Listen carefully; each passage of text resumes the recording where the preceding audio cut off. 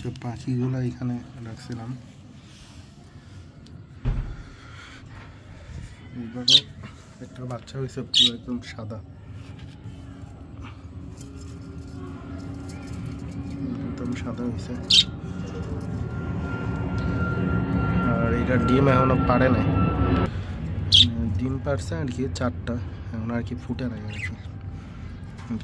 আর ওই যে পানি এখানে আর কি দিয়ে রাখছিলাম শ্যাওলাগুলা,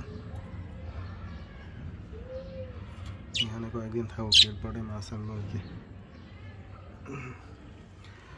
আর ওই যে পাখি তো হচ্ছে ই খায় না, কলমি শাক খায় না, এই জন্য কলমি শাক লাগাইছিলাম, তো বাড়িতে যাওয়ার পরে তো কয়েকটা আর কি শুকায় গেছে, এখন আর কি হয়েছে দেখলাম। ওই যে আজকে কালকে রাতে পানি দেওয়ার পর দেখি যে ফুলও ফুটছে কলমি শাকে।